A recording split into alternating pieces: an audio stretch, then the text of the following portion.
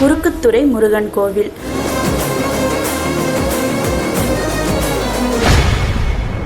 முருகப்பெருமானுக்கு இந்த உலகத்துல ஏராளமான கோவில்கள், அதற்கு அதிகமா பக்தர்களும் இருக்காங்க. இதுல பல கோவில்கள்ல வித்தியாசமான அமைப்பு, வித்தியாசமான வழிபாடு முறைகள், மயில் இல்லாத முருகன், வேல் இல்லாத முருகன், நவபாஷான முருகன் என விதவிதமான சிறப்புகள் கொண்ட முருகன் கோவில்கள் கேள்விப்பட்டிருப்பீங்க. ஆனா ஓடுற ஆத்துல நடுவுல தண்ணீர்ல முழுகி இருக்க முருகன் கோவிலை பத்தி தெரியுமா? ஆமாங்க, அந்த அதிசயமிக்க கோவில் தமிழ்நாட்டுல தான் இருக்கு. நீங்களும் போய் தரிசித்து வரலாம். அந்த கோவில் எங்க இருக்கு, அதோட வரலாறு என்னன்னு இந்த வீடியோல முழுசா பார்க்கலாம். இது உங்கள் மக்கள் நாள்காட்டி. அறிந்து கொள்வோம் அறியாத ஆன்மீகம். முன்னொரு காலத்துல தாமிரபரணி ஆத்து கரையில இருந்த பாறைகள் எல்லாமே தெய்வ சிலைகள் வடிப்பதற்கு ஏத்த வகையில இருந்தது. இங்கிருந்த பாறையில் இருந்து தான் திருச்செந்தூர் கோவிலோட இதற்கு முன்னாடி இருந்த மூலவர் சிலை செய்யப்பட்டது. அப்படி திருச்செந்தூர் முருகனை உருவாக்கிய சிற்பி பின்னர் வள்ளி தேவயானியோடு இருக்கும் மாதிரி இன்னொரு முருகரை வடிக்க தொடங்கினார். இந்த இடத்திலேயே 70% முடித்த நிலையில ஏதோ ஒரு காரணத்தினால அந்த பணி நின்றது. அந்த சிலையும் அதே இடத்திலேயே அப்படியே இருந்து வந்தது.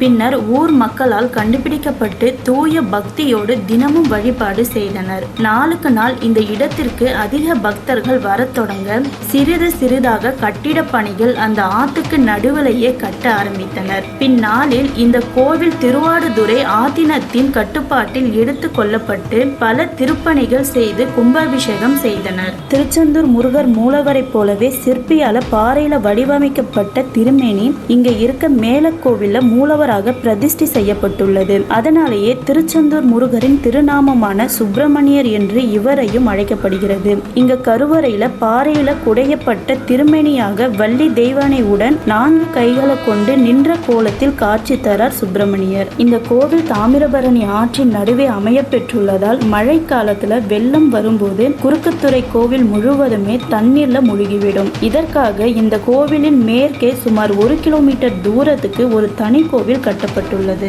இதுவே மேலக்கோவில் என்று அழைக்கப்படுகிறது. இந்த கோவில் முன்புறம் அலங்கார மண்டபம் காட்சியளிக்கிறது. அதனை தாண்டி உள்ளே சென்றால் இங்கு கருவறையில் நின்ற கோலத்தில் செந்தூர் முருகனை போன்றே காட்சி தருகிறார். பல வருடங்களாக ஆற்றின் வெள்ளத்தை தாக்கு பிடித்து எந்தவித பாதிப்புகளும் இன்றி கம்பீரமாக காட்சி தருகிறது. வெள்ளம் அதிகமா வரப்போ அந்த வெள்ளத்தை பிரித்து கோவிலுக்கு சேதாரம் ஆகாத வகையில 2 பக்கமும் போக வைக்கிற மாதிரி கோவிலோட மேற்கு பகுதி சுவர்ல படகோட முனை போல கூர்மையாக கட்டியிருக்காங்க. இதனால கரப்புரண்டு வரும் வெள்ளம் இந்த கூர்மையான சுவர்ல பட்டு சிதறி ஓடும். கோவிலுக்கு எந்த பாதிப்பும் இருக்காது. இந்த கோவிலில் ஆங்காங்கே கிடைத்த கல்வெட்டுகளை வச்சு ஆராய்ச்சி செய்த போது அது 900 ஆண்டு பழமையான கோவில்னு 3 வருஷத்துக்கு முன்னாடியே கண்டுபிடிச்சிருக்காங்க.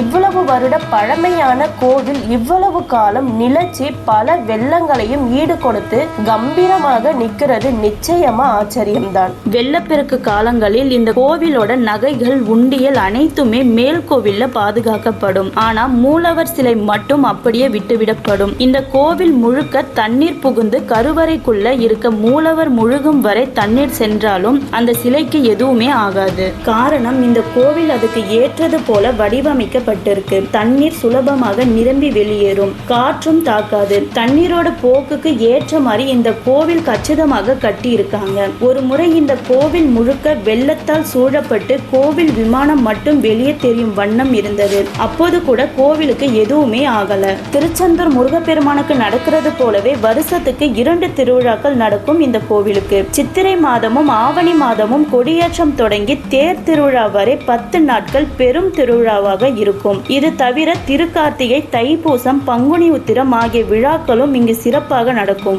இந்த கோவில் திருநெல்வேலி மாநகர்ல இருந்து தெற்கு பக்கத்துல சுமார் 2.5 கிலோமீட்டர்ல இருக்கு. குறுக்குத்துறை முருகன் கோவில் கேட்ட ஆட்டோக்காரர்களுக்கு நன்கு தெரியும். நேரம் இருந்தால் நிச்சயம் சென்று வாங்க. இன்னும் சில நாட்கள்ல பங்குனி உத்திரம் வரப்போகுது. இந்த கோவில்ல சிறப்பு பூஜைகள் நடைபெறும். முடிந்தால் அப்போது கூட சென்று முருகனை தரிசித்து வாங்க. நமது மக்கள் நாள்காட்டில அடுத்தது பங்குனி உத்திரத்தின் சிறப்புகளை வீடியோ பதிவாக போட உள்ளோம். அதனால இப்போவே சப்ஸ்கிரைப் பண்ணி பெல் ஐக்கானை கிளிக் பண்ணிக்கோங்க.